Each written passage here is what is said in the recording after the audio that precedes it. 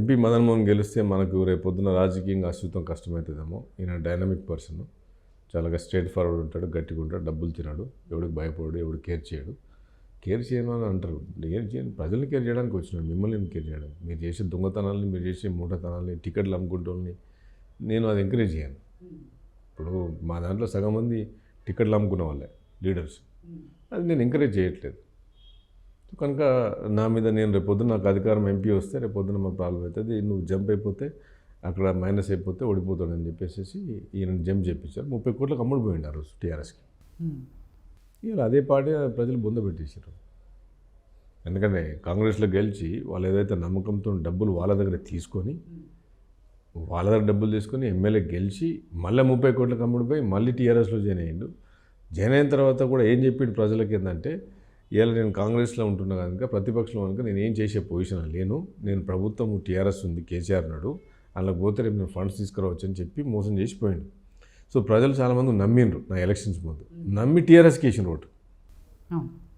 నేను ఓడిపోవడానికి కారణం ఆయన్నే, ఎంపీ ఆ రోజు వేసిండ్రు. కానీ బట్ నేనేమనుకున్నా అంటే, పోనీ అట్లీస్ట్ నేను ఓడిపోయినా అయిపోయింది, పర్లేదు, ఓడిపోయినా సరే 2000తోనని. ఎవరికైనా ఎంపీగా 2000 ఓడిపోయినా చాలా బాధ ఉంటుంది, కానీ పర్లేదు ఈ డెవలప్మెంట్ అని చేస్తున్నామని నేను అనుకున్నాను. నిజంగా కూడా ఆ ఉద్దేశంతో ₹1 డెవలప్మెంట్ లేదు, ఒక ఫండ్ తీసుకొచ్చింది లేదు, ఒకరు కలిసింది లేదు, ఒకరితో మాట్లాడింది లేదు, ఒకరు చేసింది లేదు. కనుక ప్రజల్లో విపరీతమైన వ్యతిరేకత బిల్డ్ అయింది. దానివల్ల ఆయన ఓడిపోవడానికి కారణమైంది. ప్లస్ నన్ను నమ్మిండ్రు.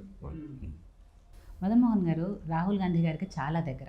ఎలా అనుబంధం ఎలా వచ్చింది ఆయనతో అంత దగ్గర అవ్వడానికి? ఎందుకంటే ఆయన జోడో యాత్రకు సంబంధించి అంతకుముందు చేసినప్పుడు ఆయన మీరే దగ్గరుండి ఆ కార్యక్రమాలన్నీ చూసుకున్నారు.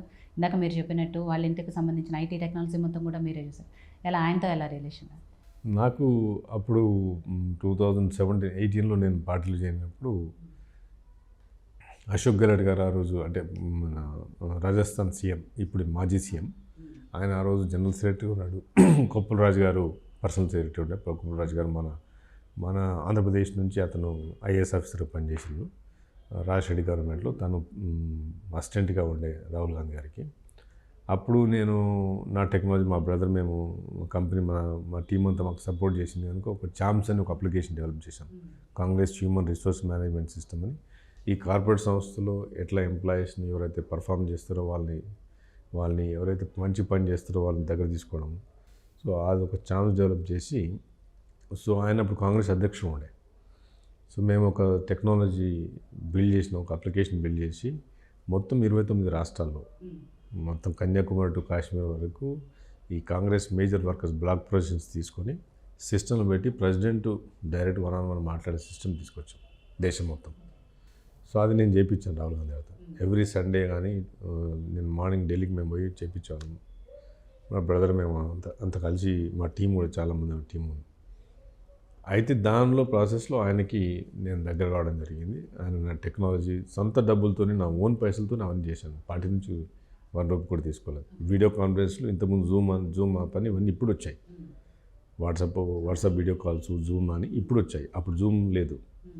ఇదంతా బిఫోర్ కరోనా కంటే ముందు 2018, 2017 ఆ టైంలో, 19 ఆ టైంలో ప్రతి విజయవాడ ఆఫీస్లో కూడా టీవీ అవన్నీ పెట్టింది సిస్టమ్, వీడియో కాన్ఫరెన్స్, PCC ఆఫీస్లో పెట్టింది నేనే, తెలంగాణలో పెట్టించాను. అట్లా ఆ ఓన్ డబ్బులతో సుమారు 25 కోట్ల ఖర్చులతో మొత్తం నేను చేసినాను అప్పుడు. దాంతో రాహుల్ గాంధీ గారితో చాలా దగ్గర కావడం జరిగింది.